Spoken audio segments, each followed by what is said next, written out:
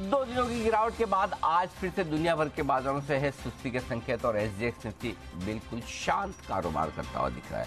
क्या रहेगी रेंज, कैसा रहेगा ट्रेड और कितना और गिरेंगे, कितना और सुधरेंगे, ढेर सारे सवाल हैं आपके मन में।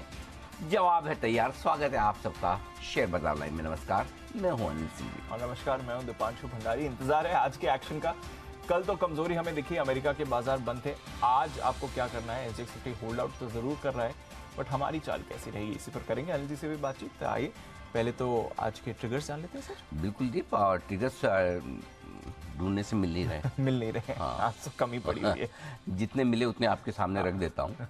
एसजीएक्स निफ्टी सुस्त है और सुस्ती को भी आप ट्रिगर मान सकते हैं। और डाउ फ्यूचर्स हल्के कमजोर हैं, थोड़े से नीचे, 125 पॉइंट नीचे आपको नजर आएंगे। कच्चा तेल $84 के आसपास, थोड़ा सा नीचे वहाँ पर आपको दिखेगा। अदानी ग्रुप को लेकर समस्याएं और खबरें खराब आती हुई अभी भी दिख रही है। पीटीसी इंडिया एक और वो कंपनी है जिसके लिए अदानी एंटरप्राइज पहले खरीदना चाहती थी, अदानी ग्रुप खरीदना चाहता था, अब बोली नहीं लगाएगा, ऐसी मीडिया रिपोर्ट्स आती हुई दिख रही है। और इसके साथ साथ बिजली की भारी मांग होने की संभावना दिख रही है गर्मियों में, और इसके चलते सरकार की पूरी तैयारी है कि जो भी कोयला आयात करना पड़े करेंगे और बिजली का प्रोडक्शन बढ़ाएंगे। तो ये सारी खबरें हैं जिनके दम पर आपको दिखेगा एक्शन। इतनी है, बस इतनी है। हाँ। ऐसे कल हमारी बात हो गई थी गर्मी को लेकर सर। फरवरी है, मतलब अप्रैल वाली गर्मी नहीं, फरवरी में आ चुकी है। बिल्कुल। तो अप्रैल में क्या होगा?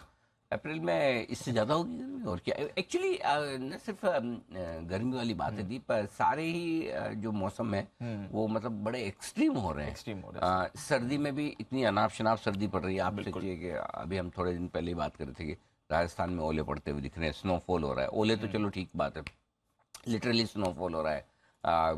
बारिश ऐसी ऐसी जगह हो रही है जहाँ मतलब रेगिस्तान माना जाता है, या फिर जहाँ बिल्कुल कम बारिश होती है वहाँ बारिश हो रही है, लंबे लंबे समय तक चल रही है, हो रही वहाँ बहुत ज़्यादा हो रही है। और गर्मी भी अब पड़ रही, तो इतनी अनाप शनाप गर्मी। तो ये मतलब जो क्लाइमेट चेंज वाला मामला है, जो सारे ही मौसम आपको मतलब बहुत ही एक्सट्रीम की तरफ जाते दिखे। आप सोचिए ना, 2022 में तो पहली बार यूरोप को ये पता चला कि पंखा नाम की भी कोई चीज होती है। वहाँ पे तो होता ही नहीं है। हाँ, तो वही बोलूँ, एसी और पंखे पहली बार उनको समझ में आया कि इनकी भी जरूरत पड़ती है। तो ये सिर्फ हिंदुस्तान में नहीं हो रहा, सभी जगह हो रहा है। और इस तरह की एक्सट्रीम सिचुएशन से निपटने के लिए आपको हमेशा एनर्जी की ज़्यादा जरूरत होगी, चाहे वो पेट्रोलियम प्रोडक्ट्स हो या फिर किसी और तरह की एनर्जी। तो मुझे लगता है पावर की जरूरत तो, डिमांड तो बढ़नी वाली है। बिल्कुल, हर एक मौसम में बढ़नी है। ज़्यादा गर्मी होगी तो भी चाहिए, ज़्यादा सर्दी होगी तो भी चाहिए, वैसा हाल है। तो ठीक है, जो है वैसा है। अब हम हमारी आदतें तो जल्दी से बदल नहीं पाएंगे। नुकसान तो काफ़ी कुछ पर्यावरण को कर ही चुके हैं, तो उसका भुगतना भी पड़ेगा। एग्जैक्टली। तो उसका इम्पैक्ट आते हुए दिख सकता है। ठीक है सर, बात करें थोड़ा ग्लोबल मार्केट्स की। वैसे अमेरिका में तो कुछ ग्लोबल में वैसे मार्केट्स का नहीं, लेकिन मार्केट के बाहर कुछ हो रहा है सर। 24 तारीख को एक साल पूरा हो जाएगा रूस और यूक्रेन के युद्ध का। इंटरेस्टिंग चीज दीप है कि बाइडेन साहब अचानक से पहुंच गए यूक्रेन। बिल्कुल। और ऐसा लगा कि कुछ न कुछ कहेंगे, कुछ न कुछ करेंगे, लेकिन कल का दिन शांति से बीत गया है। कोई बड़ा स्टेटमेंट उनकी तरफ से आया नहीं। सो एक तरफ वाला मामला तो शांति से बीत गया। दूसरा तरफ वाला मामला आज है, जहां रूस की संसद में राष्ट्रपति पुतिन अपना भाषण देंगे। वो बाइडेन की इस अचानक यूक्रेन की यात्रा पर वो क्या कहते हैं, और वो उनकी पोस्चरिंग क्या होती है, वो किस तरह से कहते हैं, वो कुछ हद तक ग्लोबल मार्केट्स पर थोड़ा असर डाल सकता है। शायद डाउ फ्यूचर्स में जो हल्की सुस्ती कमजोरी के संकेत है वो इसी वजह से आते हुए दिख रहे हैं कि पुतिन इसे पसंद तो नहीं करेंगे, जाहिर सी बात है। और किसी चलते हुए युद्ध में इसलिए कह रहा हूँ कि अभी तक दोनों ही तरफ से युद्ध विराम या युद्ध खत्म होने के संकेत कोई भी अभी तक कोई है नहीं। एक साल हो गया और दोनों ने ये मान के रखा कि हम ऐसे ही लड़ते रहेंगे। सो अगर चलते हुए युद्ध में अमेरिका के राष्ट्रपति किसी एक देश में पहुंचते हैं, आई थिंक ये शायद पहला ही मौका होगा कि जब उन्होंने ऐसा किया किसी भी अमेरिकी राष्ट्रपति ने। तो वो एकदम साफ साफ अमेरिकी राष्ट्रपति ये संकेत देना चाहते हैं कि यूक्रेन अकेला नहीं है, हम साथ में खड़े। और आश्वासन भी दे रहे हैं, आपको जिस चीज की जितनी जरूरत होगी हम देते रहेंगे। यही आश्वासन देने वो यूक्रेन गए, और यही आश्वासन देने गए कि वो यूक्रेन के खुल्लम खुल्ला साथ है। तो आई थिंक पुतिन साहब उसको पसंद तो नहीं करेंगे, राइट। और वो अपनी तरफ से जो पोस्चरिंग करनी करेंगे। और अगर इस बीच में चाइना और कूद जाता है तो अगले 1-2 दिन के लिए ये मसाला हो सकता है ग्लोबल मार्केट्स के लिए, चर्चा का विषय। और जाहिर सी बात है, वैसे भी आपको जब एक साल पूरा होने जा रहा हो तो चर्चा करने के लिए कुछ न कुछ तो टॉपिक्स चाहिए। वो टॉपिक्स आपको बाइडेन साहब ने दे दिए हैं यूक्रेन पहुंचकर। Exactly. और अब आज पुतिन साहब भी देंगे, तो आई थिंक 1-2 दिन मार्केट थोड़े से उसके चक्कर में वॉलेटाइल रह सकते हैं, ऊपर नीचे हो सकते हैं। कोई अच्छी बात आने की उम्मीद तो हम कर नहीं रहे। क्या अच्छा बोलेंगे? अच्छा यही है कि कोई खराब ना बोले, जो कल बाइडेन साहब ने किया है कि कुछ ऐसा खराब उन्होंने ज्यादा कुछ नहीं बोला। नहीं, सहारा करते हाँ रहेंगे, बस ठीक है, वो स्टैंडर्ड है। स्टैंडर्ड, हाँ। कोई वहां जाके तो नहीं बोलेगा कि हम आपको सपोर्ट नहीं देंगे इसलिए आए। हाँ सही बात है ना। तो वहां गए, इसका मतलब ऑब्वियस है। हाँ, खराब बोलने में बोल सकते थे कि हम रशिया की ऐसी तैसी कर देंगे, अब ये किया तो वो कर देंगे, ऐसा कर देंगे, वैसा कर देंगे। वो ऐसा कुछ नहीं बोला। सो आई थिंक एक तरफ का तो शांति से निपट गया। और आई थिंक अब क्या है, रशिया भी पक चुका है। मतलब ऐसा नहीं कि खाली यूक्रेन और बाकी यूरोप के देश ही दुखी हैं, लड़ के वो भी दुखी हो चुके हैं, परेशान हो चुके हैं। सो अब मतलब वो भी बात बढ़ाना नहीं चाहेंगे, ऐसा मुझे लगता है। तो हल्के फुल्के से निकल जाए, बेस्ट है। एक साल पूरा वर्ष हुआ, बड़ा दिन है, निकल जाए बिना किसी खराब स्टेटमेंट के, तो फिर मार्केट वापस ट्रैक पर लौटे। बिल्कुल। आई थिंक ऑलमोस्ट आज ही से अगर आप लें तो ऑलमोस्ट एक साल पहले था जब वो नर्वसनेस शुरू हो गई थी। हाँ। जब वो संकेत आ गए थे कि नहीं ये तो अटैक अब होने वाला है। एक्चुअली शायद 24 तारीख को 24 को तो इन्वेजन शुरू हुआ था, बट वो नर्वसनेस शुरू हो गई थी। वो सैनिक वैनिक बढ़ना, सीमा में आ गए थे, वो तनाव बढ़ना, वो सारे हो गए, सब हो गया था। हाँ जी। चलिए, तो एक साल होने वाला है इस तो युद्ध का। ग्लोबल संकेतों में और कुछ है ही नहीं आपके पास में। इसके अलावा ये एक बड़ी चीज है जिस पे आज नजर रहेगी, 1-2 दिनों तक देखेंगे। हालांकि मार्केट के लिए हमेशा नए ट्रिगर्स चाहिए। अब रशिया यूक्रेन कोई नया ट्रिगर रहा नहीं, लेकिन क्या होता है दीप, नया ट्रिगर नहीं भी है, लेकिन जब आपके पास और कोई नहीं ट्रिगर तो करो क्या? यस, कुछ तो चाहिए ना। एग्जैक्टली। मतलब मार्केट को हर वक्त किसी न्यूज का एक खिलौना हाथ में चाहिए खेलते रहने के लिए। तो वो न्यूज का खिलौना अच्छा है या बुरा है, छोटा है या बड़ा है, कुछ नहीं है उससे, यही सही। एग्जैक्टली। तो अब अगले 1-2 दिन जब तक आपको कोई नए डेटा, नए कोई ऐसी चीज नहीं दिखती है, तब तक रशिया यूक्रेन ही सही। तो थोड़ी नर्वसनेस इससे रह सकती है। मतलब हाँ, इसकी जो खबर आएगी उसके दम पे हम वैसा कर लेंगे। अगर कुछ अच्छी तो आने से रही, अच्छी खबर यही कि कुछ खराब ना है, और कुछ खराब आई तो थोड़ा और गिर लेंगे, और कुछ खराब नहीं आई तो थोड़ा बढ़ लेंगे, बस। समझ गया, ठीक है सर। चलिए, तो करते हैं इंतजार। बट इंपॉर्टेंट डेवलपमेंट है कल जो बाइडेन साहब की सरप्राइज विजिट हमने यूक्रेन में होती हुई देखी है। हमारे लिए भी 1-2 चीजें बात करनी है सर। एक्चुअली कल के एक्शन पर 2 तरह से इस पर आपसे बात करनी है। एक तो फंड्स, आज थोड़ा ऊपर ही बात कर लेते हैं, क्योंकि 2 दिनों से हम देख रहे हैं कैश में एफआईएस की जो सेलिंग तो हो रही है, बट छोटी छोटी हो रही है। कल तो सर बहुत ही छोटी हुई है, 150 करोड़ की होती है। फ्यूचर्स में भी इतना बड़ा आंकड़ा नहीं था, तो फिर कल की ये वीकनेस आई कहां से? ट्रेडर्स की तरफ से। अच्छा, हाँ, कल ट्रेडर्स की तरफ से आई, और ट्रेडर्स थोड़े से नर्वस हो रहे हैं दीप, क्योंकि है ना, एक्चुअली है ना, इसको मैं नर्वस नहीं कहूंगा, पेशेंस लेवल कम हो रहा है ट्रेडर्स का। अच्छा, 5 दिनों तक एफआईएस ने खरीदा, आपको पता है 18,000 आ गए। एक तो ये कि वो पेशेंस लेवल कम है, और दूसरा कॉन्फिडेंस लेवल कम है। न तो आप में ऊपर जाने का बहुत कॉन्फिडेंस है, और नहीं थोड़ा सा नीचे आए तो रुकने का कॉन्फिडेंस है। Correct. ये ट्रेडिंग स्क्रीन दिखा रही है, क्योंकि 5 दिन तक आपने खरीदारी देखी, 18,000 पहुंचे, लेकिन 18,000 वो लो कॉन्फिडेंस वाला है। Yes sir. मतलब एक तो क्या होता है, जो ट्रेडर्स हैं वो भी खरीद रहे हैं, एफआईएस भी खरीद रहे हैं, और 18,000 पहुंचे तो लगता है अच्छा हम भी तेजी में, आप भी तेजी में, चलो साथ में ऊपर बढ़ते हैं। yes. एक है, हमें तो देखो करनी नहीं तेजी, एफआईएस कर रहे तो करने दो, जब तक ये करते देखते हैं, वहां पे जहां ये रुकेंगे वहां हम बेचेंगे। ये दूसरी वाली चीज ज्यादा सही है। एग्जैक्टली। सो ट्रेडर्स को खुद को पार्टिसिपेट नहीं करना, उनका लो कॉन्फिडेंस है तेजी में, और जब आपका कॉन्फिडेंस लो हो तो आपका पेशेंस अपने आप कम हो जाता है। तब पहला बिकवाली का आंकड़ा आते देखता अच्छा ये तो रुक गए, अब नहीं खरीदेंगे, अपने बेच देते हैं। सो कल के सेशन में वही हुआ है कि कॉन्फिडेंस भी कम है, पेशेंस भी कम है। एफआईएस ने एक दिन बेचा, दूसरे दिन ट्रेडर्स बेच गए। अब आप कल देखिए, सिर्फ 160 करोड़ की कैश में बिकवाली है एफआईएस की, बहुत छोटी है। उसके सामने 725 करोड़ के स्टॉक फ्यूचर्स खरीदे हैं, तो नेट देखे तो आप 600-650 करोड़ की खरीदारी है स्टॉक्स में, और 690 करोड़ के उन्होंने इंडेक्स फ्यूचर्स बेचे। सो डायरेक्शनल तौर पर एफआईएस का बिकवाली का आंकड़ा है ही नहीं। लोकल फंड ने 86 करोड़ की खरीदारी की, वो भी कोई खरीदा है। सो कल का गेम ऐसे देखा जाए जो बिकवाली का है, उस बिकवाली के गेम में 2 चीजें हैं। ट्रेडर्स ने बिकवाली किया, अब ट्रेडर्स आपको क्यों बेच रहे हैं? तो पहला कारण तो मैंने आपको बता दिया कि कॉन्फिडेंस कम है, पेशेंस कम है। दूसरा कारण जो है, ट्रेडर्स आजकल है ना, सेंटिमेंट जो अपना बनाते हैं वो अदानी ग्रुप के शेयरों को देख के बनाते हैं। अच्छा, अगर अदानी ग्रुप के शेयर वापस गिरने लगते हैं तो उनको लगता है अरे ये गिर रहे हैं, बैंक गिरेंगे, बैंक गिरेगा, मार्केट गिरेगा। ये एक वो विशियस साइकिल बना लिया ये उन्होंने। बड़ा इंटरेस्टिंग ट्रेंड है कि वहां से सेंटिमेंट ड्राइव हो रहा है। वही, और आप देखो ना, गिरने में तो हो रहा है, बढ़ने में नहीं हो रहा, बढ़ने में नहीं हो रहा। गिरने में तो पक्का वहीं से हो रहा है कि भाई पहले अदानी ग्रुप के शेयर नीचे दिखेंगे, आज क्यों गिर गए बिना खबर के, गिर रहे हैं, अच्छा इसका मतलब ये कि बैंक्स की समस्या है, चलो बैंक्स भी बेचो। बैंक निफ्टी गिरता है, इंपॉर्टेंट सपोर्ट लेवल तोड़ता है, उसके नीचे बंद होता है, आपका सेंटीमेंट खराब होता है, फिर उसका इफेक्ट आपको पूरे मार्केट पे दिखता है। और बैंक निफ्टी का 30-35% वेटेज भी है इंडेक्स में, तो जाहिर सी बात है कि उसका गिरना अच्छा संकेत नहीं है। So I think lack of positive triggers, lack of patience, lack of confidence और फॉल इन अदानी शेयर्स, ये चारों चीजें मिलाकर आपको थोड़ी सी नर्वस रखी है। ये पूरा ट्रेडिंग सेटअप इस वक्त आपका बाजार में जो साफ नजर आ रहा है, और इसीलिए कल भी हम गिरे हैं। कल के फॉल में एक दो चीजें इंपॉर्टेंट है जो समझने वाली है दीप।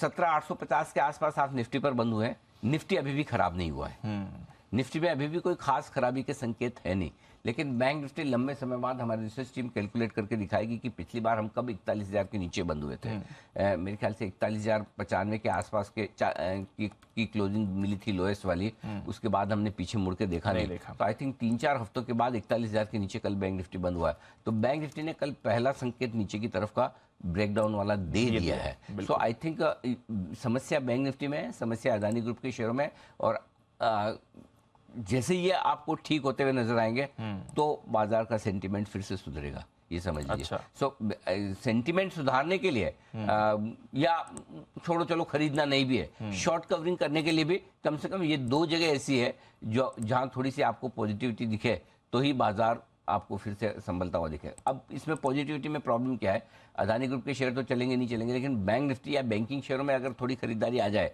अच्छी बात यह थी कि कम से कम इस बार है ना, बैंकिंग शेयरों की कमाई को लेकर किसी को संदेह नहीं है, एसेट क्वालिटी को लेकर बहुत ज्यादा संदेह किसी को है नहीं, इस वजह से बैंक इतना गिरे नहीं है। नहीं तो अगर इतने बेहतरीन रिजल्ट अगर इस क्वार्टर में बैंकिंग शेयरों के नहीं आते हैं तो बैंकों की हालत खराब हो जाती है। अभी आप 37-38 पे बैंक निफ्टी देख रहे होते थे, अदानी ग्रुप का जो पूरा मामला उसको देखते हुए तो इतना आराम से बैंक निफ्टी निकल जाता है, लेकिन बैंकों की कमाई ने बचा रखा है कि रिजल्ट अच्छे आ रहे हैं, प्रॉफिट अच्छे हैं, एसेट क्वालिटी ठीक है, निम्स बढ़िया है, राइजिंग इंटरेस्ट रेट सिनेरियो में एक बार तो बैंक अच्छा पैसा बनाते ही हैं, बाद में क्रेडिट ग्रोथ जब धीमी पड़ेगी तब देखी जाएगी।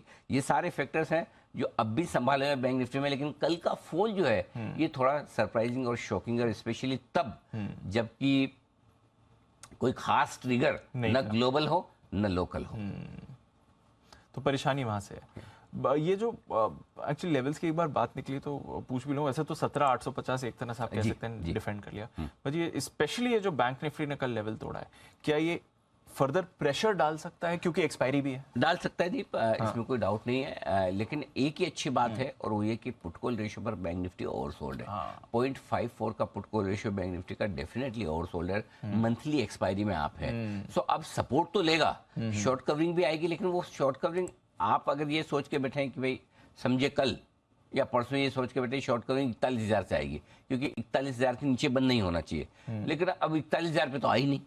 अब वो 40,500 पे आती है या 40,175 पे आती है, 40,375 पे आती है, वो देखने वाली बात आएगी किसी लेवल से, ये जरूर है क्योंकि ओवरसोल्ड है, लेकिन वो लेवल आने के पहले 500 पॉइंट अगर और निकाल दे या 300 पॉइंट और निकाल दे तो क्या करोगे?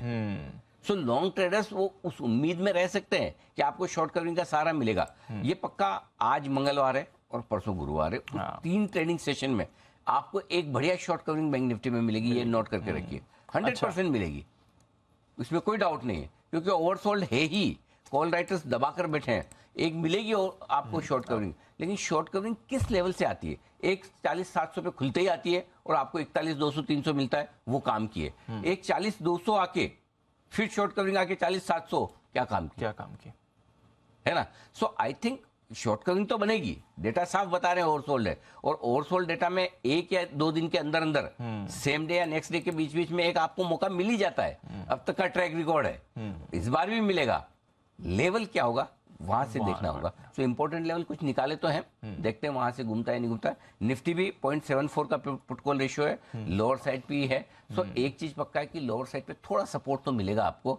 अब वही वाली बात है, आज अपने को दीप एक चीज देखनी है, 17,850 के आसपास जो हम लगातार बंद हो रहे हैं वहीं बंद होना है, उसके नीचे बंद नहीं होना है।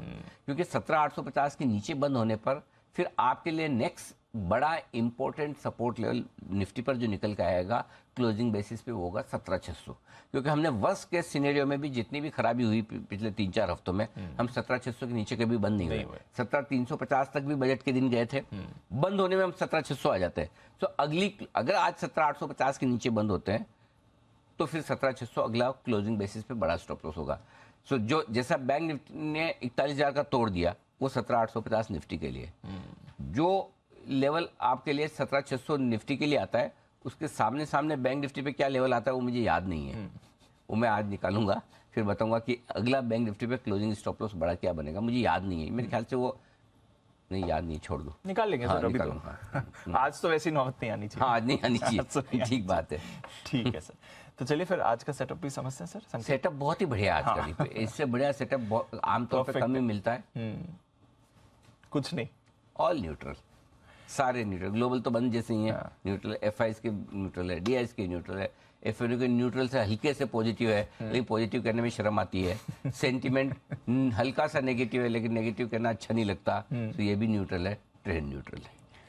कुछ नहीं होने वाला बाजार में। नहीं होगा, बाजार में तो होगा, सेम लेवल पे बंद भी नहीं होगा जहाँ खुलेगा, या कल की क्लोजिंग पे भी बंद नहीं होगा, वो अलग बात है, लेकिन ज्यादातर ट्रिगर्स आज न्यूट्रल साइड पर है। अच्छी बात है कि ज्यादा नेगेटिव भी नहीं है, पॉजिटिव नहीं है, तो नेगेटिव ट्रिगर्स भी बहुत ज्यादा नहीं है। 17,750 17,800 आज के लिए करेगा सपोर्ट का काम, और इसके ठीक नीचे 17,650 से 17,725 स्ट्रॉन्ग बाय जोन के तौर पर निकल कर आता है। इस रेंज में आए तो खरीदारी जरूर करनी चाहिए, और शॉर्ट कवरिंग भी। 17,875 17,925 यहाँ खुलकर हम टाइम पास करेंगे, अगर खुले ऊपर तो देखेंगे ताकत कितनी है, पार करके निकले तो 17,950 से 18,035 ये वो ऊपर की रेंज होगी जहाँ पर आपको प्रॉफिट बुकिंग और बिकवाली और शॉर्ट बनते हुए सब कुछ नजर आएगा। बैंक निफ्टी 40,580 का कल हमने लो बनाया है। अब जो पहला सपोर्ट जो है वो 40,375 से 40,525 का निकल कर आता है। इसके ठीक नीचे 40,075 से 40,175 मजबूत खरीदारी और शॉर्ट कवरिंग की जगह बनकर आती है। ऊपर 40,900 से 41,100 ये 200 पॉइंट की रेंज थोड़ी सी बड़ी दे रहा हूँ, लेकिन ये 200 पॉइंट की रेंज पहला कंजेशन जोन है, इसमें कहीं न कहीं जाकर बैंक निफ्टी रुकेगा। अब 40,900 पे रुकता है या 41,100 तक जाकर रुकता है, वो देखने वाली बात होगी। जब भी शॉर्ट कवरिंग आए तब ये लेवल तक जा सकता है। इसके पार 41,200 से 41,375 वो रेंज है जहाँ पर आपका जितना भी लॉन्ग पोजीशन है उस पर प्रॉफिट बुक करें, और ऊपर में आप शॉर्ट भी कर सकते हैं। ठीक है, ऊपर शॉर्ट भी करना 100% लेवल्स तो वैसे निकल कर आएंगे। ये हो गया। ठीक है सर, एफआईएस की पोजीशन कैसी है? निफ्टी का पीसीआर क्या कह रहा है सर? देखिए, एफआईएस की इंडेक्स लॉन्ग पोजीशन 1% घटी, कोई खास बदलाव नहीं, 22%। निफ्टी का पुट कॉल रेशियो 0.88 से 0.74 एक्सपायरी के पहले ओवरसोल्ड के कुछ करीब है। बैंक निफ्टी तो ओवरसोल्ड है ही, हम बात कर ही चुके हैं कि निचले स्तर से आपको शॉर्ट कवरिंग आने की संभावना रखनी चाहिए, और विक्स में 2% की बढ़त है, तो कोई खास बदलाव नहीं।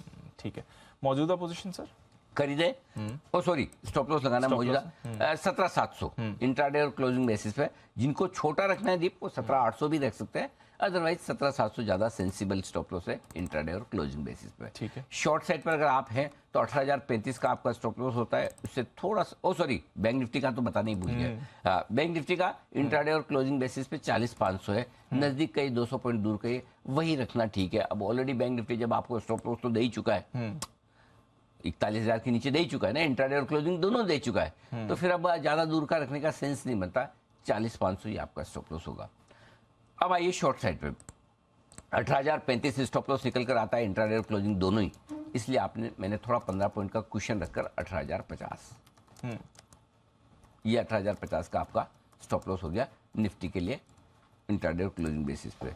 और बैंक निफ्टी के लिए इंट्राडे 41,000, क्लोजिंग 41,300, थोड़ा दूर है 500 पॉइंट यहाँ से, 600 पॉइंट दूर है, लेकिन वही निकल कर आ रहा है ढंग का स्टॉप लॉस। 41,300 है, 41,300 के ऊपर बंद होने पर ही फिर आप वापस से ये देखेंगे कि नीचे का जो बॉटम बना है वो हमारा अब अच्छा खासा गैप है, फिर डिस्टेंस हो 600 पॉइंट का मिल रहा है। 2 दिन से जिस हिसाब से अपन गिर रहे हैं, 500 पॉइंट परसों, 430 पॉइंट कल, यानी करीबन 1,000 पॉइंट आप लुढ़क गए, तो फिर हिसाब से स्टॉप लॉस आपका थोड़ा दूर का निकल कर आता है जी। चलिए, नई पोजीशन सर। नई पोजीशन खरीदे निफ्टी 17,725 17,800 की रेंज में आए तो यहाँ पर टुकड़ों में धीमे धीमे खरीदिए और स्टॉप लॉस लगाइए 17,650 का। एकदम clear cut well defined strategy, इसमें कहीं दिमाग लगाने की जरूरत नहीं। थोड़ा 17,800 पे लीजिए, 750 725 पे थोड़ा और ऐड कर लीजिए, 650 का स्टॉप लॉस लगाइए। टारगेट जो बनेगा 17,850 17,875 दो छोटे टारगेट है, 17,925 17,950 दो मीडियम टारगेट है, 18,000 और 18,035 तक के बड़े टारगेट के लिए करनी है आपको खरीदारी। ठीक है सर। जो लोग शॉर्ट करना चाहते हैं जरूर शौक फरमाएं। 17,950 से ज्यादा बढ़िया है, 18,000 के नजदीक बेचे। 18,000 18,035 बहुत ही बढ़िया लेवल है, जहां पर आपको मौका मिले तो बेचना चाहिए। 18,135 जो आपका हाई है ये 3 दिनों का, वहां पर आपको स्टॉप लॉस रखना है। थोड़ा 15 पॉइंट बढ़ाना चाहे तो 18,150 कर ले राउंड फिगर। थोड़ा तो अपना भी दिमाग लगाना। कभी कभी मैं जानबूझ के भी थोड़ा है ना छोड़ता हूँ दिमाग लगाने के लिए, ताकि है ना कि वो अपना भी माइंड शार्प होता रहना चाहिए। जो भी आदमी ट्रेड कर रहा है उसको भी अपना दिमाग यूज करना चाहिए, खाली कट कॉपी पेस्ट नहीं, नकल के साथ अकल भी। ठीक है, तो थोड़ा थोड़ा आप भी देखो। 18,035 की इंपॉर्टेंस ये है कि 135 की वो हाई है 3 दिनों का, वहां पर स्टॉप लॉस लगाना है। टारगेट जो बनेंगे डीप बेचने के लिए 17,900 17,850 दो छोटे टारगेट है, 17,825 800 दो मीडियम टारगेट है, 17,775 17,725 फाइनल टारगेट के लिए ऊपर में करनी है बिग वाली भी। ठीक है सर, क्लियर है? क्लियर है। बैंक निफ्टी, बैंक निफ्टी खरीदना है और खरीदने के लिए थोड़ी सी मारामारी कश्मकश है। जगह ढंग से दिख नहीं रही थी, इसलिए एग्रेसिव ट्रेडर्स के लिए लिखा है। 40,175 40,375 की रेंज में खरीद सकते हैं। इससे पहले एक बड़ा सपोर्ट 40,525 है। आई डोंट नो वो टूटेगा नहीं टूटेगा, कहना मुश्किल है, क्योंकि कल अपनी बात हो रही थी याद हो तो 40,525 40,675 आखिरी और स्ट्रॉन्ग सपोर्ट जोन है, और आप कल 40,580 से घूम गए स्पॉट लेवल पर बैंक निफ्टी में, राइट? सो अब वो टूटेगा नहीं टूटेगा, लेकिन क्या आजकल लॉन्ग साइड पे कोई भी कहना मुश्किल कि नहीं टूटेगा। टूटने में टूट भी सकता है, तो अपने सिंपल है, सेफ चलते हैं। 40,175 40,375 की रेंज में आएगा तो वहां पर खरीदना है। स्टॉप लॉस 40,000 का होगा। टारगेट जो बनेंगे 40,500 575 दो छोटे टारगेट हैं, 40,675 40,750 दो मीडियम टारगेट, 40,875 से लेकर उसके बाद बड़ा टारगेट 41,075 का होगा अगर आप बैंक निफ्टी खरीदते हैं इस रेंज में तो। Got it. दूसरा बहुत ज्यादा एग्रेसिव है तो 40,500 के स्टॉप लॉस से भी खरीद सकते हैं, लेकिन 40,500 के नीचे जाए तो फिर थैंक यू कर दीजिएगा, फिर रखना मत, वो भी देखना। और ऊपर में 41,300 375 फाइनल टारगेट, उसके ऊपर का भी नहीं, ये भी ध्यान में रखने वाली बात है। तो वो स्ट्रेटेजी 9:08 के लिए रिजर्व रखिए, वहां पे बताएंगे। ठीक है, गॉट इट सर, है ना? जब रेट सेटल हो जाए अब बेचना है, ड्रीम लेवल है, आगे तो ठीक, नहीं तो आपका क्या लेके गए। 41,100 41,300 की रेंज में आए तो बेचना है। ठीक है, इस रेंज में टुकड़ों टुकड़ों में 2 या 3 टुकड़ों में बेचिए। 41,500 का स्टॉप लॉस होगा। टारगेट जो बनेंगे 40,900 40,825 के दो छोटे टारगेट, 40,700 40,600 के दो मीडियम टारगेट, 40,525 40,375 के बड़े टारगेट। अब जैसे बैंक निफ्टी में भी अगर कोई एग्रेसिव ट्रेडर है उसको बेचना ही है तो फिर उसका स्टॉप लॉस 41,000 का होना चाहिए, और नीचे में 40,075 तक के लेवल खुल जाते हैं। 40,375 175 40,075 तक के लेवल खुलते हैं। अगर किसी को भाई मुझे इतना इंतजार नहीं करना ऊपर आएगा कि नहीं आएगा, आएगा तो बेचूँ कि नहीं बेचूँ, तो फिर आप 41,000 का स्टॉप लॉस रखो अपनी short position, simple. Got it. ठीक है, चलिए सारी पोजीशंस और लेवल्स आपके सामने, इन्हें आप फॉलो कर सकते हैं। अच्छी बात है, मंथली एक्सपायरी से पहले पूरी की पूरी बैन लिस्ट जो स्टॉक्स की है वो खाली हो चुकी है। 2 स्टॉक्स बचे हुए थे बैन में, वो भी आपके सामने बाहर आ गए हैं, अंबुजा और इंडिया बुल्स हाउसिंग। तो अब वायदा कारोबार के बैन में कोई भी स्टॉक नहीं। दोनों बार क्या बात करें? अच्छा, फ्राइडे दोनों ऐसे जो शॉर्ट करने के लिए लोगों के फेवरेट है। आज देखो क्या होता है। आईबुल और अंबुजा, एक वंस अपॉन अ टाइम जब बैन से बाहर आते लोग कूद पड़ते थे खरीदने के लिए, ओहो बाहर आया, लो लो लो लो लो लो। अब वैसा नहीं है। कल पीएनबी में हमने वैसा नहीं देखा, कल पीएनबी अब कोई लेते ही नहीं, क्या आया होगा, छोड़ो, ऊपर बढ़ेगा तो बेचेंगे। वो थॉट प्रोसेस ही बदल गया अभी आज के। ठीक। कोई इंपॉर्टेंट लेवल सर वायदा कारोबार के लिहाज से? अभी भी 18,000 और 41,000। हाँ, 18,000 के पुट पर 64 लाख शेयर हैं जी। इनफैक्ट आई एम सॉरी 17,900 17,900 हो गया। 17,900 पर कॉल राइटर खड़े हैं 99 लाख शेयर। जिसमें से 48 लाख शेयर कल ही जुड़े। तो 17,875, 17,925 पहली रुकावट का काम करेगा। अगर आप ऊपर खुल भी गए तो इस रेंज में टाइम पास करके आप ताकत आजमाइश करेंगे क्या करना है।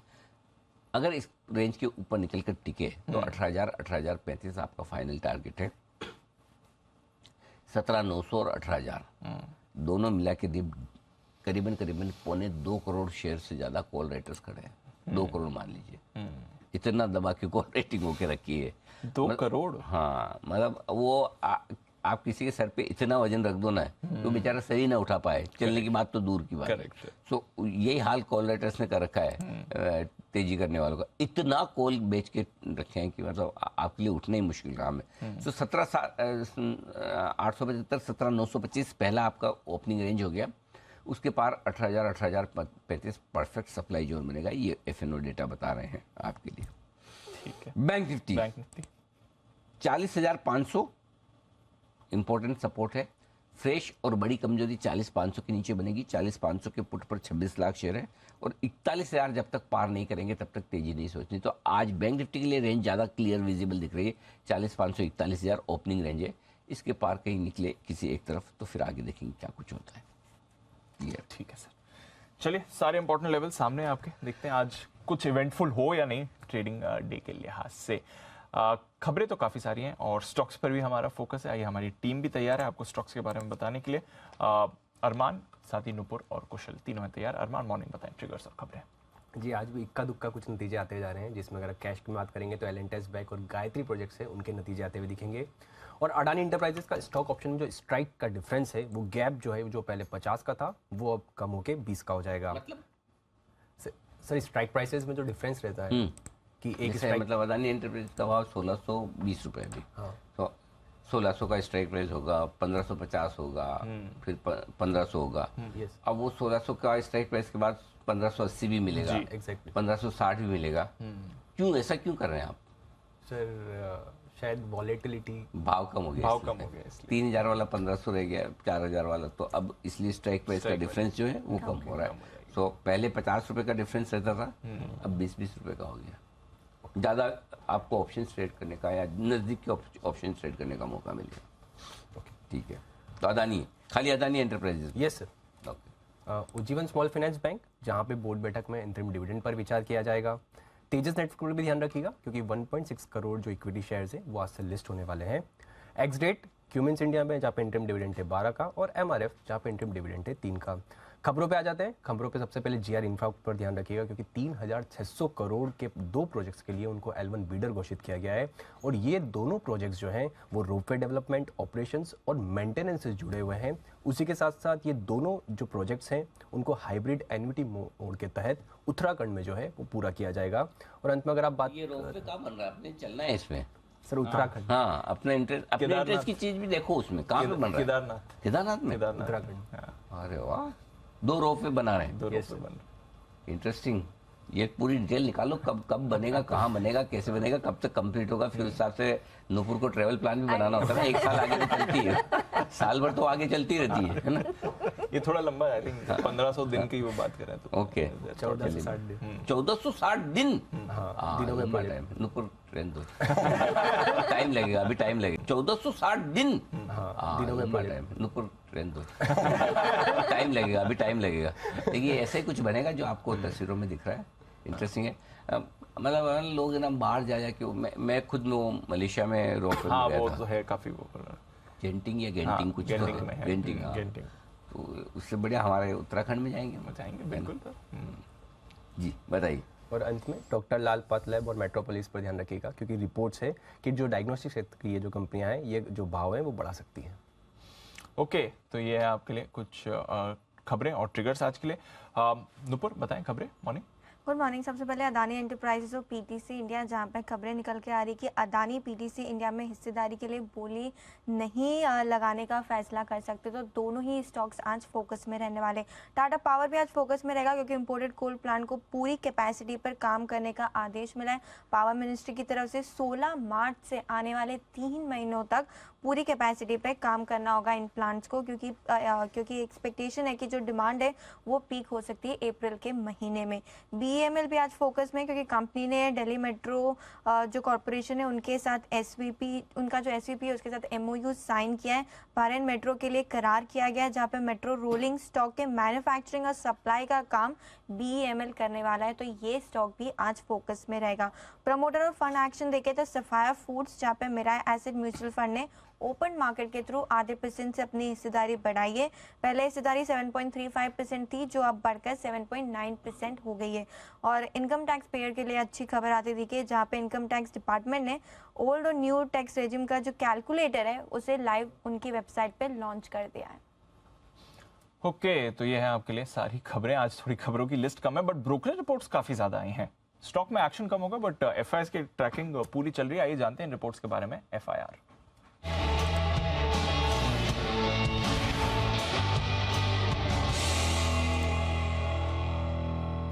मॉर्निंग कौशल, पहले तो आज की जो टॉप रिपोर्ट्स हैं उनके बारे में बताएं। मॉर्निंग दीप, टॉप रिपोर्ट्स में भारतीय एयरटेल पर मॉर्गन स्टैनली की राय है ओवर रेटिंग बरकरार रखते हुए 860 रुपए के टारगेट दे रहे हैं। ये मान रहे हैं कि जो इन्होंने recharge plans minimum recharge plans hike किए हैं वो कहीं ना कहीं आगे चलकर इनके लिए पॉजिटिव रह सकते हैं। पैन इंडिया बेसिस पर भी अगर ये लॉन्च करते हैं तो एक फर्स्ट मूवर एडवांटेज आप कह सकते हैं भारतीय एयरटेल को मिलता हुआ दिखेगा। साथ ही सिटी की रिपोर्ट है, हीरो मोटोकॉर्प पर खरीदारी की राय बरकरार रखते हुए 3300 रुपए के टारगेट्स दे रहे हैं। ये मान रहे हैं कि जो डिमांड ड्राइवर्स हैं वो इन प्लेस हैं और रिवाइवल अगले 2 से 3 क्वार्टर्स में एक्सपेक्टेड है। जो विडा V1 जो इनका इलेक्ट्रिक स्कूटर है जो इन्होंने लॉन्च किया था वो आगे चलकर 10 सिटीज में FY23 के अंत तक होता हुआ दिखेगा। मौजूदा 3 शहरों में ये उपलब्ध है। तो 3300 का टारगेट हीरो मोटोकॉर्प पर। स्कूटर का नाम क्या है इसका? विडा V1। विदा VIDA विदा V1। V1, अच्छा V1 V और 1 एक यस वो वाला ना। हाँ, किसने चलाया है कोई इलेक्ट्रिक स्कूटर? किसने यस मैंने चलाया? सर मतलब यो बाइक थी अच्छा, तो वो चलाई। कैसा है एक्सपीरियंस सर अच्छा है। साइकिल के कंपैरिजन? सर साइकिल से तो तेज है। उस समय तो स्पीड ज़्यादा नहीं थी, 35 मैक्स स्पीड थी उसमें। अच्छा, लेकिन बढ़िया मजा आता है। ये सर 2-3 जने बैठ जाए तो नहीं फिर चल नहीं सकते। वो तो चल मेरी लूना टाइम, लूना पे हम 3 जने बैठे थे, बेचारी लूना की हालत ऐसी हो जाती थी कि अब दम निकले। आप में से किसी ने चलाया अगर इलेक्ट्रिक स्कूटर तो जरा मेरे साथ एक्सपीरियंस शेयर कीजिए, मुझे ट्वीट करके बताइए कि कौन सा चलाया, कैसा एक्सपीरियंस है, पता चले। क्योंकि अगर इलेक्ट्रिक स्कूटर अभी बड़ी डिमांड में आ रहे हैं तो थोड़ा आइडिया लगना चाहिए। आपका अपना भी अनुभव है। अरमान का तो ठीक है मतलब 3 जना तक, 2 तक तो बराबर चला, तीसरे में नहीं चला तुम आपसे? सर हम मेरे जैसे 2 बैठ के चलाए। ओके, कुशल जैसा 1। जी कुशल बताइए। मुझे लग ही रहा था। चलिए, तो एक तो हो गई हीरो मोटोकॉर्प की बात। साथ ही ITC, इस पर फोकस रखना है आपको। गोल्डमैन सैक्स की रिपोर्ट है, खरीदारी की राय बरकरार रखते हुए 450 रुपए का टारगेट इन्होंने दिया है। मौजूदा भाव 384 रुपए का है। ये मान रहे हैं कि जो वैल्यूएशन है वो इन लाइन है 15 ईयर्स एवरेज के मुताबिक। और FMCG कारोबार और अच्छी कैपिटल एलोकेशन भी कंपनी को आगे चलकर फेवर कर सकती है। साथ ही मॉर्गन स्टैनली की रिपोर्ट है अंत में। यहाँ पर सिप्ला पर रिपोर्ट है, ओवरवेट रेटिंग बरकरार रखते हुए 1336 रुपए के टारगेट से देते हुए दिख रहे हैं। मौजूदा भाव 964 रुपए का है। जो 8 ऑब्जर्वेशंस आई है, कोई डेटा इंटीग्रिटी इश्यूज नहीं है, कोई रिपीट ऑब्जर्वेशंस नहीं है सिप्ला के अनुसार। तो इस चीज़ को ध्यान में रखते हुए इन्होंने अपना जो स्टांस है वो बुलिश रखा है सिप्ला की तरफ। ओके, तो ये तो रहे टॉप रिपोर्ट्स। और कौन सी रिपोर्ट्स है कुशल? देखिए, और रिपोर्ट्स आ रही है मदरसन सुमी संवर्धन मदरसन इंटरनेशनल पर, जहां पर CLSA ने खरीदारी की राय बरकरार रखते हुए 98 रुपए के टारगेट ये देते हुए दिख रहे हैं। हालांकि कोई कमेंट्री अभी तक नहीं आई है इस पर। और साथ ही ऑन द कॉन्ट्रेरी सिटी की रिपोर्ट है, 65 रुपए के टारगेट दे रहे हैं और यहाँ पर बिकवाली की राय इन्होंने बरकरार रखी है। मौजूदा भाव आप देखेंगे तो 82 रुपीज़ का है। हालांकि नोमुरा की राय है 88 रुपए के टारगेट के साथ न्यूट्रल की रेटिंग। और ये मान रहे हैं कि जो रेवेन्यू पोटेंशियल है वो SAS के अधिग्रहण के बाद काफ़ी बढ़ सकता है। और जो कंटेंट पर व्हीकल की हम कल बात कर रहे थे उस पर भी अब इनका फोकस बन रहा है। जो डील है ये इनको और ज़्यादा इस चीज़ में एनहांसमेंट करती हुई दिखेगी। मैरिको पर रिपोर्ट है, सिटी की खरीदारी की राय बरकरार रखते हुए 585 के लक्ष्य दे रहे हैं। ये मान रहे हैं कि जो कोर ब्रांड्स हैं उसमें वॉल्यूम ग्रोथ एक्सेलरेशन होता हुआ दिखेगा। साथ साथ पावर ग्रिड पर JP मॉर्गन की राय है 250 रुपए के लक्ष्य के लिए ओवरवेट रेटिंग बरकरार रखी है। 216 का मौजूदा भाव है। नए प्रोजेक्ट विंस अच्छा पिकअप हो रहे हैं और साथ ही कैपेक्स गाइडेंस को लेकर लेकर अच्छा खासा पोटेंशियल आगे आने वाले समय में देख सकता है। और अंत में एनबीएफसीज पर जेपी मॉर्गन की राय है, जिसके अंतर्गत बजाज फाइनेंस और एल&टी फाइनेंस इनका टॉप पिक्स है और ये मान रहे हैं कि यहाँ पर जो अर्निंग्स ट्रैक्शन है वो इनके लिए पॉजिटिव रह सकता है आगे आने वाले समय पर। इसी वजह से ओवरवेट रेटिंग इन्होंने बरकरार रखी है बजाज फाइनेंस पर 9000 के टारगेट्स के साथ, और साथ ही एल&टी फाइनेंस इन्होंने भी ओवरवेट रेटिंग रखी है और 115 रुपए के दे रहे हैं, मौजूदा भाव 91 रुपए का है। ओके, तो ये है आपके लिए सारी की सारी रिपोर्ट जिन पर रहेगा आज भरपूर एक्शन। आइए इसी एक्शन को बढ़ाते हैं आगे, और अब वक्त है पिक ऑफ द डे का।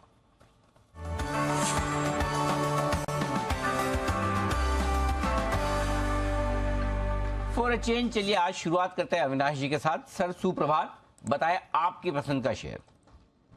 Good morning Anil ji, good morning Deepanshu. मेरा जो पसंदीदा शेयर आज है वो डिफेंस पैक में से है और कंपनी का नाम है भारत इलेक्ट्रॉनिक्स। मुझे लग रहा है कि अनिल जी जिस प्रकार का बिजनेस आने वाले 1-2 साल में बढ़ने वाला है और जिस प्रकार की ऑर्डर बुक है, कंपनी वैसे भी कर्जा मुक्त है, कमेंट्री भी थर्ड क्वार्टर के बाद काफ़ी अच्छी थी। मेरे ख्याल से स्टॉक में थोड़ा एक शॉर्ट टर्म करेक्शन देखने को मिला है। हमको लग रहा है कि अगर कोई 6 to 8 मंथ्स का नजरिया लेता है तो कम से कम 130-140 का एक टारगेट प्राइस मिल सकता है। तो डिफेंस के पैक में ये काफ़ी अंडर वैल्यूड और काफ़ी प्रॉमिसिंग काउंटर है। और दूसरी कंपनी जो मीडियम टू लॉन्ग टर्म के लिए मुझे अच्छी लग रही है वो QSR स्पेस में देवयानी इंटरनेशनल है। बहुत समय तक 150-154 के रेंज में चल रही है। मैनेजमेंट ने कहा है कि अगले 2 से 3 साल में ये करीबन 1000 आउटलेट्स तक पहुंचेंगे। करीबन अभी 300 आउटलेट्स इनके पास है। और QSR एक ऐसी स्पेस है जो पोस्ट कोविड बहुत जोरों से बिजनेस पिकअप हो चुका है। कॉस्ट मार्जिन ये कंपनी करीबन 50 से 60% कमाती है, इबिटा मार्जिन 21-22% कमाती है। तो बिजनेस बहुत प्रॉफिटेबल है। लंबी अवधि के लिए मेरे को लगता है कि ये शेयर बहुत अच्छा चलेगा और हमारा मीडियम टर्म टारगेट करीबन 190 है। तो ये दोनों शेयर्स मेरी तरफ से एज पोजिशनल पिक्स। ओके, तो ये है आपके लिए खरीदारी करने की राय, BEL और साथ ही साथ देवयानी इंटरनेशनल। यहाँ पर खरीदारी करने की राय है। 155 के आसपास हुआ है ये बंद और 190 का रखें टारगेट। 95 पर BL, टारगेट रखें 130 का। आइए सुप्रभात बंसल जी, बताएं सर। नहीं 1 मिनट, सॉरी। सुप्रभात कुणाल जी, बताएं sir pick of the day.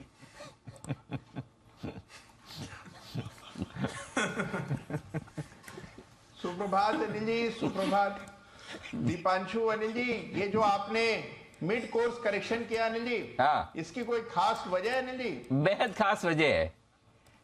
अगर आपको मैं कहूं कि आप 2.5 दिन फालतू बैठे रहेंगे तो आप क्या कहेंगे, क्या करेंगे, बताइए मुझे। आप प्रसन्न होंगे या नाराज होंगे? अनिल जी बिल्कुल नाराज होंगे अनिल जी। बिल्कुल सही, बस यही इसी वजह से कल बंसल जी ने अपना नंबर बढ़वा लिया। बोले देखिए मैंने टेस्ट मैच 2.5 दिन में ही जितवा दिया। अब कल फिर मेरे को सब लोग पूछे बाकी के 2.5 दिन क्या करें अब हम। तो इसलिए फिर मैंने कहा आज बंसल जी से सबसे लास्ट में पूछा जाएगा। बंसल जी ने 5 दिन का काम जो 2.5 दिन में करके गलत किया है, उसके लिए बंसल जी का सबसे लास्ट में। जी कुणाल जी, बताएं sir pick of the day. Anil ji देखिए, बाजार की जिस तरह स्थिति है, इतना अनिल जी शिथिल बाजार बहुत समय बाद देखने को मिल रहा है। तो अनिल जी फिलहाल मेरी कोई पिक ऑफ द डे नहीं है। अनिल जी बाजार खुलेगा, कुछ गर्म हो जाएगा अनिल जी, तब खरीदारी की राय देंगे। तो फिलहाल मेरा नोटा स्वीकार करेंगे। ओहो, आप भी इनके जैसे निकले नोटा। चलिए बढ़िया है। हिमांशु जी सुप्रभात, बताए sir. Good morning Anil ji, good morning everyone. Anil ji pick of the day रहेगी कैश सेगमेंट से त्रिवेणी टरबाइन। लगभग 300 रुपए का क्लोज है। मुझे लगता है स्टॉक का पैटर्न काफी अच्छा बन रहा है और एक ब्रेकआउट के लिए स्टॉक तैयार है।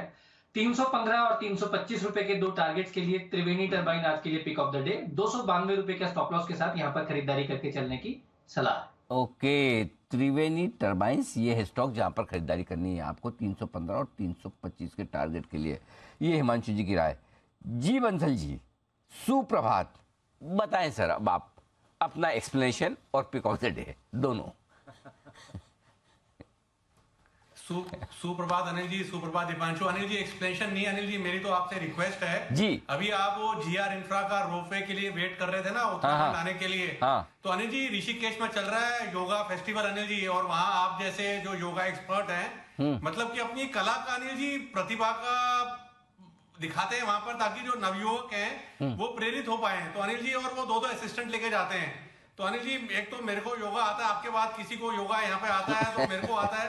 और कुणाल जी तो शवासन में अनिल जी एक्सपर्ट हैं। तो अनिल जी आप बस दिल्ली आ जाए, उसके बाद का प्रबंध हम कर लेंगे। और अनिल जी थोड़ा सा मतलब कि निफ्टी बैंक से बाहर निकले और नवयुवकों के बारे में भी, यंग जनरेशन के बारे में सोचें, उनको अनिल जी प्रेरित करें। अनिल जी नहीं बिल्कुल, मैं तो योगा स्टूडेंट के तौर पे आ सकता हूँ, एक्सपर्ट के तौर पे नहीं। एक्सपर्ट जैसा तो अपने को आता नहीं है बंसल जी, लेकिन हाँ जितना आता है थोड़ा बहुत कर लेते हैं। और अगर वैसे तो आपने कहा कि कुणाल जी शवासन के एक्सपर्ट हैं, सोता तो हर आदमी है, बराबर नींद निकालता है, लेकिन अगर फिर भी आदमी शवासन में सोए ना तो वो बहुत बढ़िया रहता है। वो जो डीप गहरी नींद मिलती है ना, और आप 5 घंटे की नींद में तरोताजा हो जाते हैं। सोना तो ये ऐसे ही सोना है, करेक्ट। खाली आपको वही तो अपनी बॉडी को, शरीर को शिथिल करते हुए जाए, एकदम लूज कर ले और कर ले। तो कुणाल जी अगर वाकई में कर रहे हैं तो अच्छी बात है, लेकिन मुझे लग नहीं रहा ऐसा करते होंगे। कुणाल जी को देख के लग नहीं रहा, आपने बोला वो ठीक है। चलिए, कब तक चल रहा है सर ये अपना योगा फेस्टिवल? अनिल जी पेपर में रोज ऐड आते हैं। अनिल जी सुबह इतना समय नहीं होता है, 8:20 पे यहाँ पहुंचना होता है, तो डिटेल में नहीं पढ़ा। अनिल जी फोटोज आ रही है, फैसिनेशन होता है, और थोड़ा बहुत अनिल जी योगा आ गया है। अनिल जी और ऐसा मत कहिए आप स्टूडेंट हैं, आपके अनिल जी फोटोज अभी भी मेरे मोबाइल पर हैं। 2-3 आसन ऐसे हैं जो अभी भी कोशिश कर रहा हूँ, और इसी उम्मीद पे कोशिश कर रहा हूँ कभी ना कभी कामयाब हो जाऊंगा। अनिल जी 100% होंगे, बिल्कुल शुभकामनाएं हमारी आपके साथ। बताएं sir pick of the day. Anil ji आज का जो मेरा पिक ऑफ द डे है वो है अनिल जी टेल्को। कल अनिल जी काफी खिला था आप सब लोगों ने, मैं शिवाजी। तो मेरा पिक ऑफ द डे है टेल्को। अनिल जी कोई व्यक्ति पैनल पे ऐसा हो जो जब ये टेल्को नाम से ट्रेड होता था और वो शीशी अवस्था में हो, तो अनिल जी उनको आप नाम बता दीजिएगा। टेक्निकल पैटर्न बढ़िया है। कल डेली चार्ट पर एक पॉजिटिव क्रॉसओवर देखने को मिला है। नतीजे फैंटास्टिक आए थे। Much awaited big move awaited है। 435 का स्टॉप लॉस है, 457 का टारगेट है, और टेल्को है मेरा pick of the day. Telco तो बोलने वाले बहुत लोग मिल जाएंगे। डीप टेल्को का नाम होता था टाटा इलेक्ट्रिक एंड लोकोमोटिव, वहां से टेल्को कंपनी लिमिटेड। लेकिन कितने लोगों को यह पता है कि जब उस जमाने में, रिंग के जमाने में, कर्व में ट्रेडिंग होती थी, मतलब मार्केट आवर्स 2 ही घंटे के होते थे। बाद में जो बीएससी की बिल्डिंग के बाद ललित होटल के बाहर जो ट्रेडिंग होती थी, उसमें टेल्को का नाम क्या था? Any idea? कोई बता सकता है? लोको क्यों? खाली टेल्को का लोको, वो क्यों का जवाब नहीं है। नाम लोको रखा है। हाँ, मतलब लोको में ट्रेड, लोको। टेल्को के लेना बेचना लोको बोला जाता है। अच्छा। रिलायंस को विमल बोला जाता है। हाँ, ये तो आपने बताया। रिलायंस को विमल बोला जाता है। बैंक मतलब SBI ऐसा। हाँ, और एक जमाना उसमें कैस्ट्रोल एक ऐसा स्टॉक हुआ करता था जो ट्रेड होता था कर्व में। कैस्ट्रोल, MTNL जैसे उस समय ब्लूएस्ट ऑफ ब्लू चिप माने जाते थे। चलिए, तो टेल्को पसंद किया है बंसल जी ने। इसका मतलब बंसल जी काफी जवान हैं, क्योंकि उन्हें लोको का पता नहीं है। नहीं तो एक जनरेशन और पीछे हो जाते। आइए सुमित जी का किया जाए स्वागत, जिन्हें टेल्को के बारे में कुछ नहीं पता, क्योंकि वो यंग जनरेशन से अभी। ओके सुमित जी, सुप्रभात। बताएं सर आपका pick of the day. Good morning Anil ji, good morning.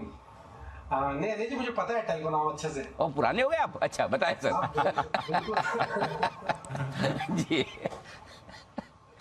तो अनिल जी, जो पिक ऑफ द डे मेरी तरफ से है, जिस स्टॉक में बाउंस बैक देखने को मिल सकता है, वो है डिवीज लैब। डिवीज लैब के अंदर यहाँ से एक बाउंस बैक देखने को मिलना चाहिए। कल स्टॉक में लोअर लेवल से रिबाउंड देखने को मिला था, तो डिवीज लैब में खरीदारी करके चलने का सलाह रहेगा।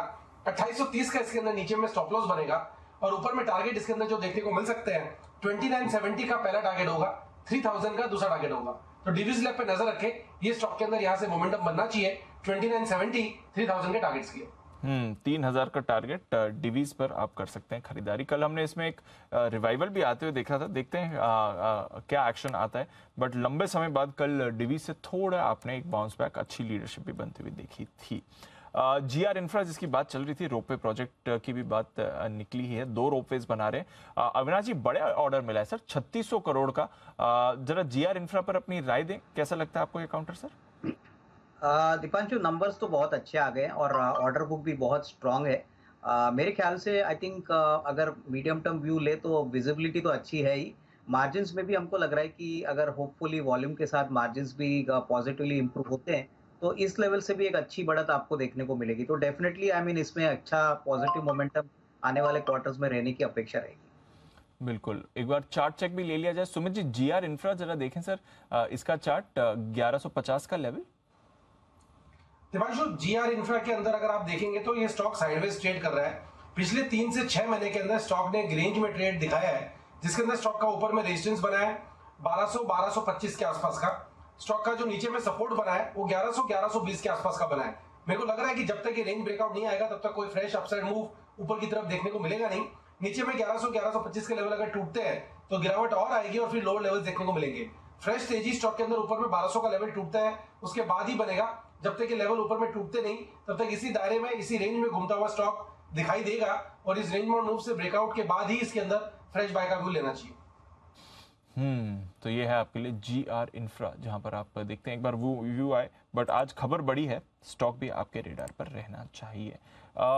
खबर थोड़ी डायग्नोस्टिक कंपनीज को भी लेकर आई है। कल मार्केट आवर्स में भी ये खबर चल रही थी, बट रिपोर्ट्स इंडिकेट कर रही है Avinash ji, doctor Lal, Thyrocare, Metropolis, Krishna diagnostics, basically सारी डायग्नोस्टिक स्टॉक्स की जो ऑनलाइन प्लेयर्स थे जिन्होंने बड़े डिस्काउंट लॉन्च किए थे, टाटा 1mg भी था उसमें, उन्होंने थोड़े प्राइजेस अपने बढ़ा दिए हैं, जिसकी वजह से ये भी अब थोड़ी फ्रीडम इन्हें मिल गई है अपने प्राइजेस बढ़ाने की या पुराने कस्टमर्स वापस देने की।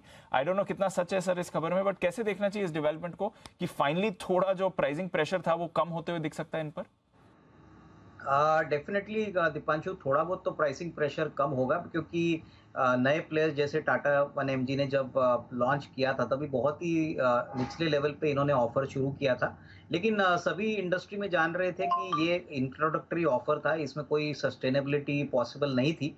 तो मेरे ख्याल से देखिए, डायग्नोस्टिक बिजनेस में अभी भी ग्रोथ नंबर्स आने वाले सालों के लिए बहुत बड़ी अपॉर्चुनिटी है। हालांकि देखिए, मार्जिन प्रेशर तो अभी भी रहेगा, क्योंकि सारे प्लेयर्स अंडर कटिंग करने की बात कर रहे हैं, कंपटीशन बढ़ रहा है।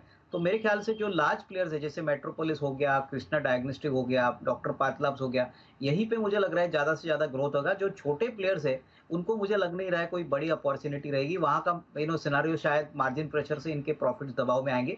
तो ये 2-3 कंपनीज पे फोकस करिए। मेरे ख्याल से यहाँ पे अगले 2-3 साल के लिए एक अपॉर्चुनिटी तो बड़ी है, but in the near term margin में बहुत वोलेटिलिटी आपको देखने को मिलेगी। देखते हैं अगर थोड़ा एक्शन आता है कि नहीं। वैसे तो ये स्टॉक्स थोड़े डिप्रेस्ड ही रहे हैं, कुछ ज़्यादा बड़ी मूव नहीं आई है, बट ये डेवलपमेंट की फाइनली जो एक प्राइसिंग प्रेशर था वो थोड़ा ईज होता दिखता है। इस पर रिएक्शन आपको दिख सकता है। टाटा पावर ये भी फोकस में रहेगा, क्योंकि सरकार का आदेश है इंपोर्टेड कोल प्लांट्स, जो पावर प्लांट्स हैं जो इंपोर्टेड कोल इस्तेमाल करते हैं, वो अब पूरी क्षमता पर काम करें अगले 3 महीनों के लिए, ताकि ये जो समर की डिमांड है ये मीट हो सके। इंडोनेशिया से of course Tata power import भी करता है। हिमांशु जी, एक बार जरा देखें सर टाटा पावर का चार्ट। वैसे कहीं ज्यादा जाने के मूड में दिख नहीं रहा है काफी समय से, बट क्या कहते हैं इस चार्ट पर सर? दीप, बिल्कुल एक अपनी ही अलग सी एक टाइम कंसोलिडेशन में स्टॉक गुजर रहा है। अब न जाने पता नहीं कितने वीक से स्टॉक में कोई किसी तरह का किसी भी तरफ का मूव देखने को नहीं मिलता। जहां तक लेवल्स का सवाल है, 190-195 रुपए के आसपास लोअर एंड है, सपोर्ट है, जहां से हर बार स्टॉक में थोड़ा सा रिबाउंड बनता हुआ नजर आता है। और अपसाइड में ग्रेजुअली हर बाउंस के साथ जो श्रिंक है वो थोड़ी सी श्रिंक हो जाती है ऊपर की। तो फिलहाल ट्रेडिंग के नजरिए से दीप मुझे नहीं लगता कि यहाँ पर कोई मच अपॉर्चुनिटीज है।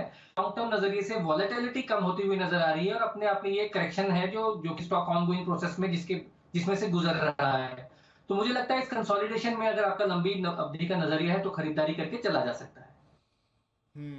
अविनाश जी, कोई राय सर टाटा पावर पर, और ये जो डेवलपमेंट है पूरी क्षमता पर अगले 3 महीने के लिए काम करना पड़ेगा? नहीं, डेफिनेटली देखिए, in the near term stock consolidate हो रहा है, और मुझे लग रहा है कि जो बड़ा ट्रिगर टाटा पावर के लिए वो उसके जो ग्रीन इनिशिएटिव्स है उसके ऊपर मार्केट्स क्लोजली वॉच कर रहा है। मेरे ख्याल से अगले 1.5-2 साल का तो विजन कंपनी ने जरूर यहाँ पे दिया है, लेकिन नियर टर्म में जनरेशन कंपनीज पे फोकस जरूर रहेगा, क्योंकि हमने देखा है कि तीसरे तिमाही में जो जनरेशन वाली कंपनियां हैं उसमें नतीजे और परफॉर्मेंसेस बहुत ही बढ़िया आ गए। तो उस पॉइंट ऑफ व्यू से मुझे लग रहा है कि कहीं ना कहीं अगर कोई भी डिप मिलता है या करंट लेवल्स पे भी कोई खरीदता है तो मीडियम टू लॉन्ग टर्म के लिए रिस्क रिवॉर्ड काफी अच्छा रहेगा। तो मेरे ख्याल से शॉर्ट टर्म नहीं, but medium to long term prospects अभी भी काफी अच्छे लग रहे हैं, तो इसमें निवेश का एक मौका जरूर बनेगा। टाटा पावर निवेश का एक मौका बन सकता है। वैसे 200 के आसपास लंबे समय से ये स्टॉक कंसोलिडेट कर रहा है, कुछ ऐसी बड़ी मूव इस पर आई नहीं है। देखते हैं इस खबर से अगर इस पर जान आती है या नहीं। BEL की बात करी अभी अविनाश जी ने, BEML पर भी रखिए नजर। इन्होंने एक करार करा है बहरेन मेट्रो के साथ, और वहाँ पर मेट्रो के लिए रोलिंग स्टॉक के मैन्युफैक्चरिंग और सप्लाई का काम BEML करेगी, साथ ही प्रोजेक्ट डेवलपमेंट में भी एक्सपर्टीज का कामकाज इनका होगा। तो अच्छा डेवलपमेंट है BEML के लिए। बंसल जी, काफी टाइम से डिस्कस भी नहीं हुआ है, कल थोड़ा नीचे भी था BEML 1400 के लेवल पर, चार्ट्स क्या कहते हैं सर?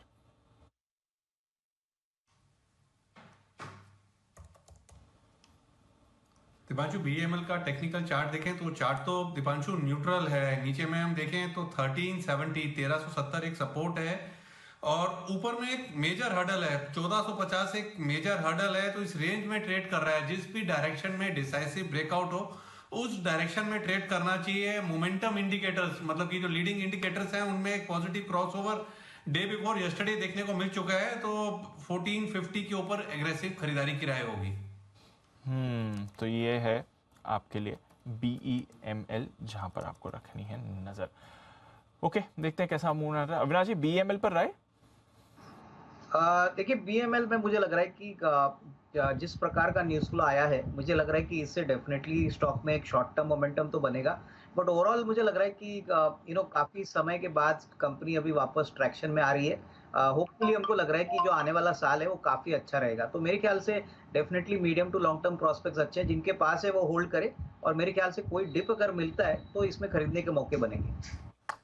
ओके, तो रखिए नजर BEL के साथ साथ BEML, ये भी एक्शन में रहने वाला है, कई सारे और काउंटर्स पे। चलिए एक्शन को बढ़ाते आगे और करते हैं फर्स्ट ट्रेड की शुरुआत हेडलाइंस के साथ।